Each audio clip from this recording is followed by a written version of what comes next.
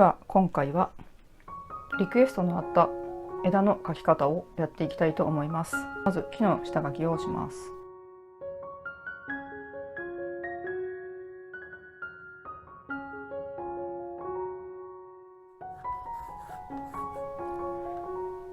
練習がたくさんできるように端に描きます。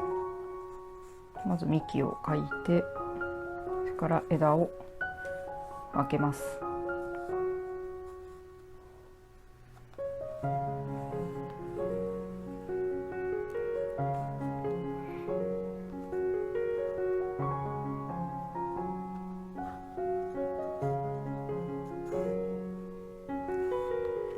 今回は欅の木を描いていこうと思います。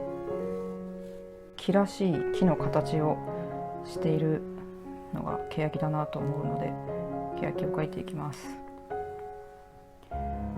街路樹で下から見上げた欅の木を描きます。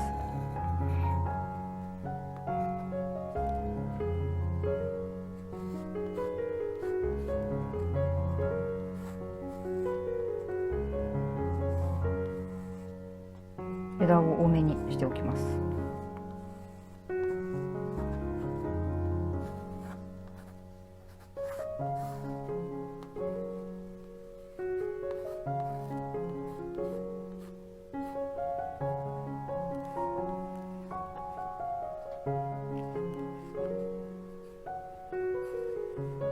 木を描くときは想像で描くと子供っぽくなってしまうので、やはり本物の木を見るか、写真ですね、写真とか画像を見ながら描いた方が本物らしく描けます。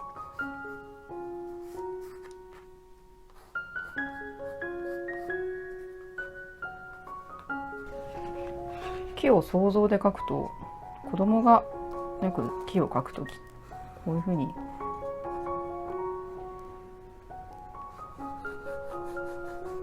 こんな風になっちゃいますので、やっぱりこれだと大人の絵ではないので、本物とか写真を見て描いた方がいいですね。写真をよく見ればね、こういう風になって、こんな風になっていますから。では下書きが終わりましたので、次に色です。まず何色でやっていくかということですね。簡単に考えて茶色だと思うんですが、茶色にもいろいろあります。どの絵の具会社でも共通の茶色の色がありますので、それを扱っていきたいと思います。まずこちらがイエローオーカーという色です。これは私が動画でよく使っている黄土色です。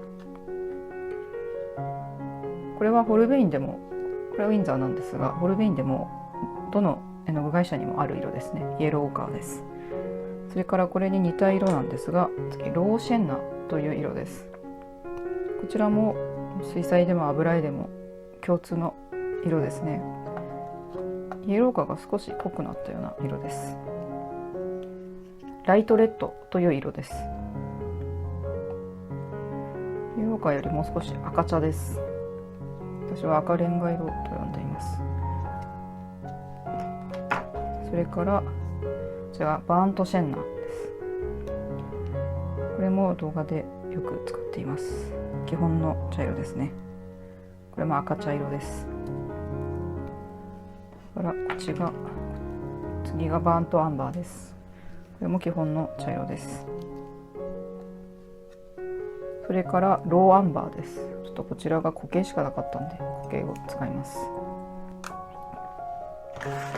これの色出しをどんな色かを確認していきたいと思います。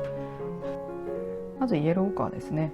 明るい黄土色です。こちらの色が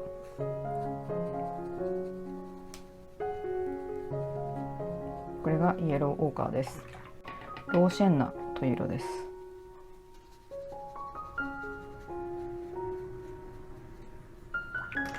次がローアンバーです。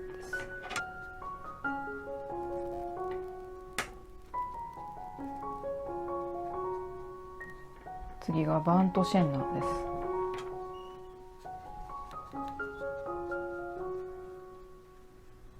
下がバーントシェンナという色です。それからバーントアンバーです。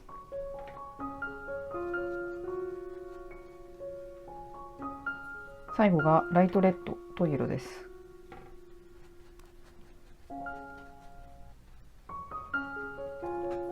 これらの茶色が一般的によく使われる茶色です。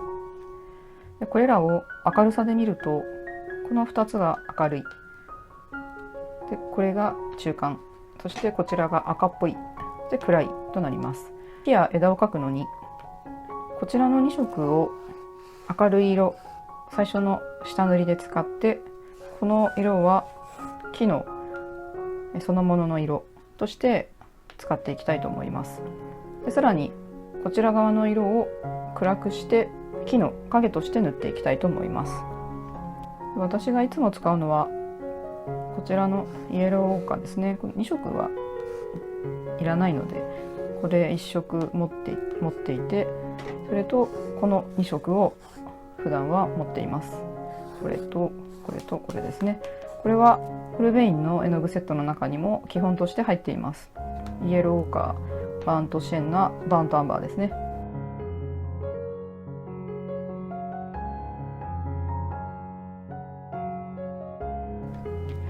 ではこれを実際に塗っていきます。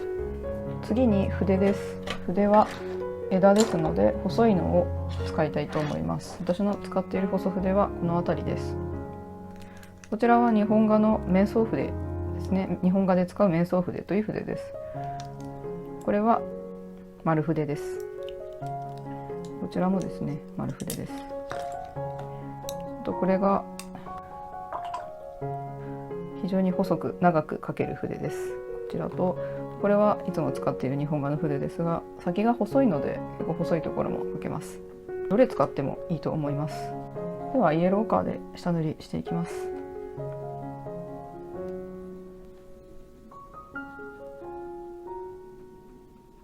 下書きに沿ってイエローカーを塗っていくだけです。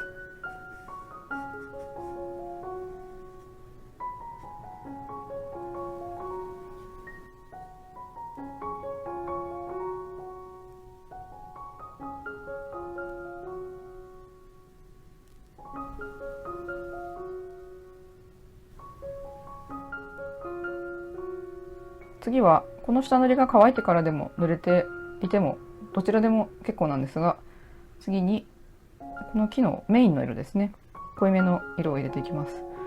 これはライトレッド、バーントシェンナ、バーントアンバーどれでも結構なんですが、少し赤茶でいきます。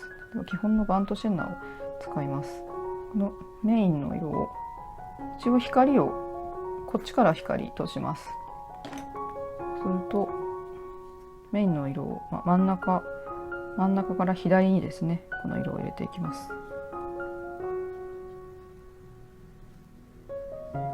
乾いているとこういうふうに線ができます。これはこれでそのままにしておいてください。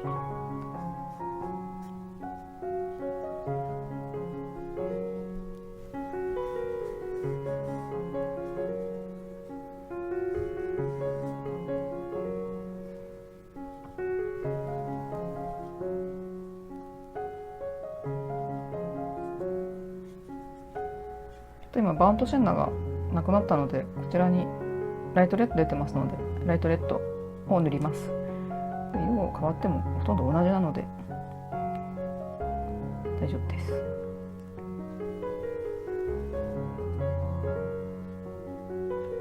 はい、これメインの色が塗れました。この後次に暗い色を入れていきます。暗い色はこのバーントアンバーを使います。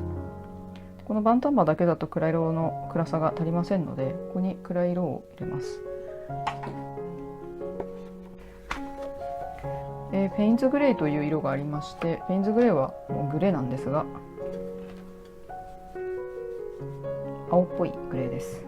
これを入れるともう一気に、これとこのバーントアンバーを混ぜると一気に暗くなります。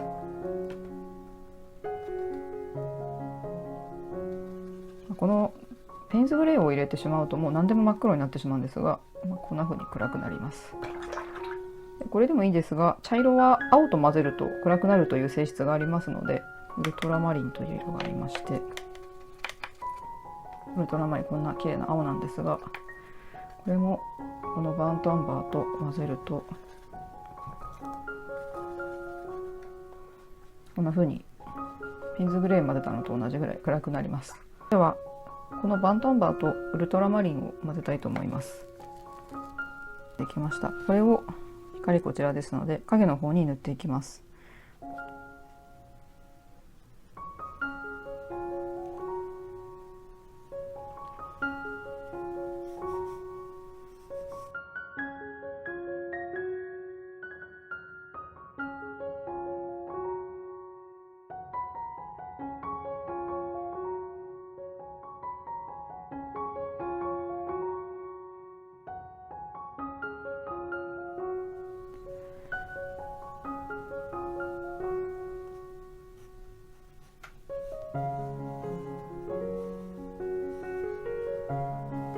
枝をというか木を上手に描けるようになるには一番大事なのは下書きをしっかりすることだと思います。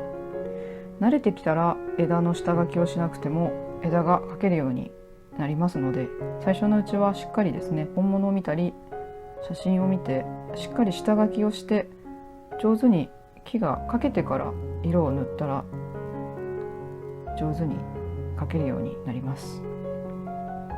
描けるというか上手に塗れるようになりますね。これをいい加減にやろうとしても難しいと思います。あとここの線、エッジですね、暗いところにエッジができますのでこれを動かします。エッジは境界線のことです。暗い部分と明るい部分の境目です。はい、こんな感じになります。枝分かれしているこの部分を少し暗くしていきます。こちらのバーントアンバーとウルトラマリンです。これで枝分かれしているところをですね、影をちょっと強調します。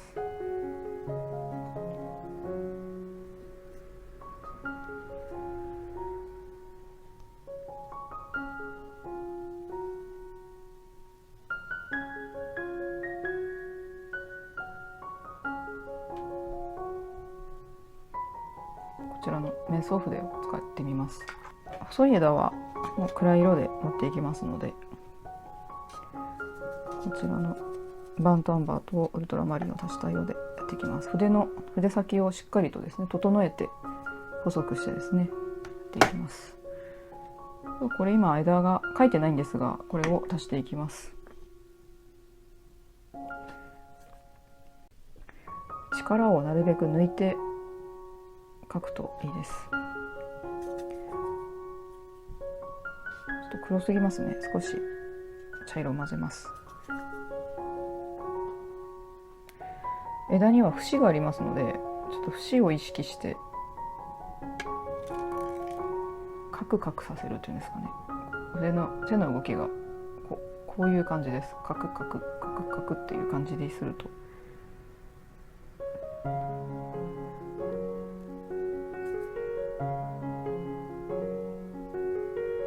ここを今ぐにゃぐにゃっとさせたんですが、こういうところからこう枝がふっと出てくるという感じですね。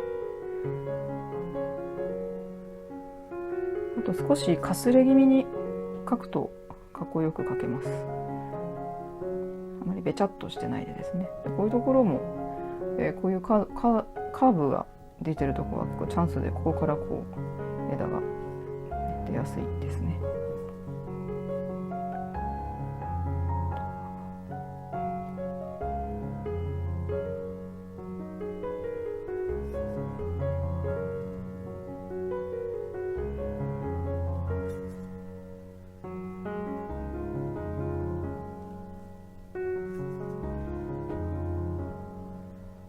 こういうところも少しガクガクしているので、この辺からも一本出てもおかしくはないですね。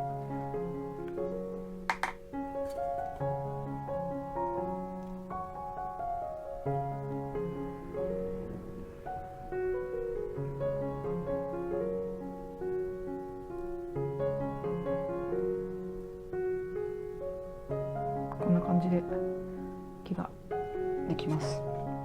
ではせっかくなのでこの空いてるところにもう少し描きたいと思います。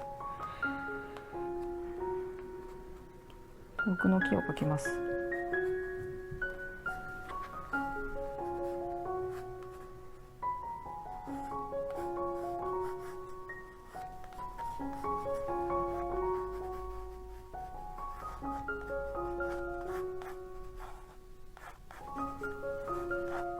で生徒さんたちのを見るとこの枝をどうしても1本で描こうとするので、1本ではなくて厚みをですねこういう風につけた方がいいです。1本線で下書きするんじゃなくて、線を描いたら厚みをこのようにねつけて、この方が塗りやすいです。遠くはあんまり枝を描かずに幹だけ描くといいですね。ではこちらの奥は細いのでこの筆でやっていってしまいます。またイエローカーで下塗りをします。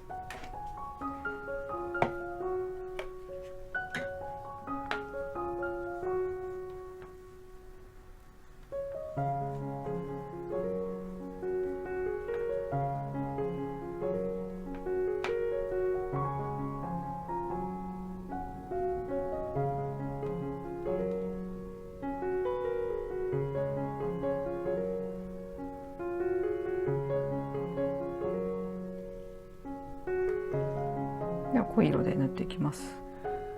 バントシェンナーがないのでライトレッドでやります。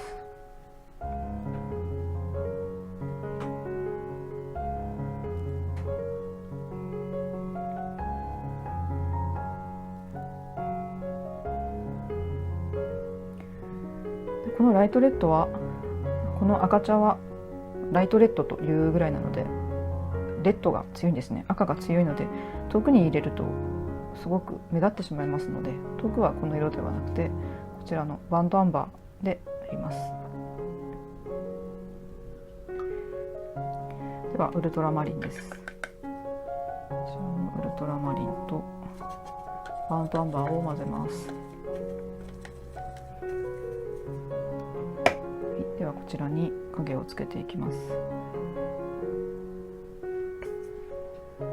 こちらの枝の方から入れてしまいますね。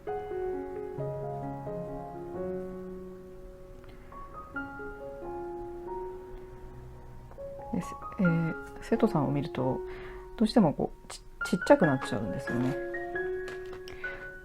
こういうふうにちょんちょんちょんちょんってちっちゃくこうやって枝を描いてしまうので、そういうふうにするより枝をですねこうぐっと伸び伸びと長くですねぐっと広がるように、どこまでも大げさに伸び伸びと枝を描いてあげるといいです。ちょんちょんちょんっていうんじゃなくてですね、長く長く。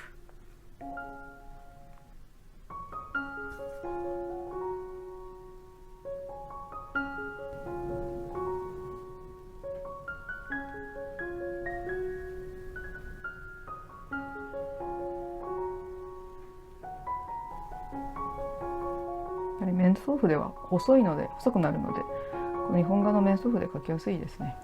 はい、では乾かしました。こちらは木の練習なんですが、せっかくですのでこのまま風景にしていきたいと思います。まず青ですね。セルリアンブルーとコバルトも入っています。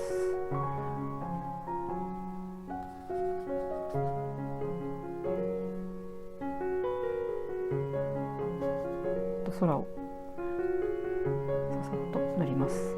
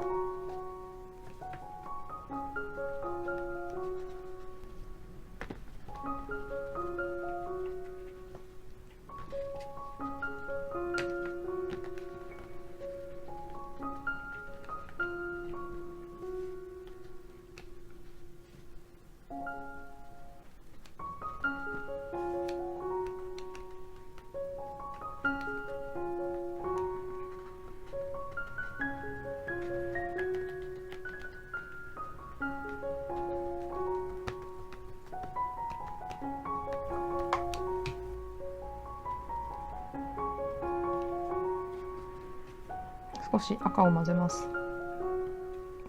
赤を混ぜて暗くして遠くの影につけます。こ